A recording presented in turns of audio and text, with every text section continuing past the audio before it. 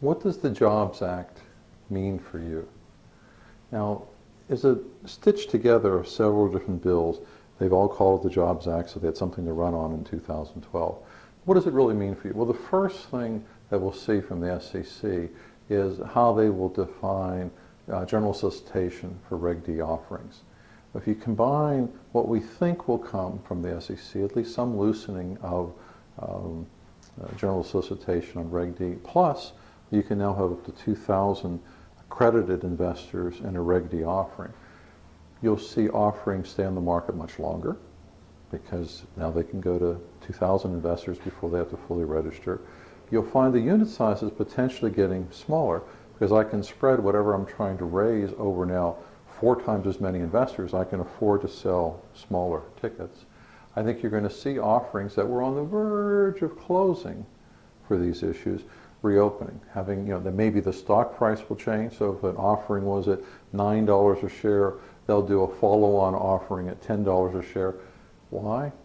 Because the investing public likes to know where their money is going. You've seen several times in the past where people have come out with blind pools, great concepts, even from firms that have had prior success. But they're like, do I go with your fund, which is blind pool, even though you're a wonderful company, or do I go over here where 80% of what will eventually be raised has already been raised and invested? In this marketplace, the known is going to win out over the unknown every single time. So the first thing I think you'll see is Reg D will come back, and with general solicitation, some of the rules, some of the relationship between sponsor and broker-dealer is going to change. Because if the sponsor now in general solicitation can generate interest in their offering, you start having investors coming up to reps, coming up to broker-dealers saying, I want to be in this deal, rather than the historic sponsor to broker-dealer to rep to investors saying, please, we think you should be in this deal. That changes the math a lot.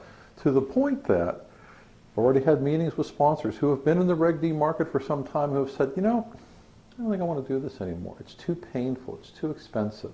I'm just going to go out directly. I have my group of investors who've been investing with me. It's particularly the case when the sponsor's doing the same kind of product over and over and over again.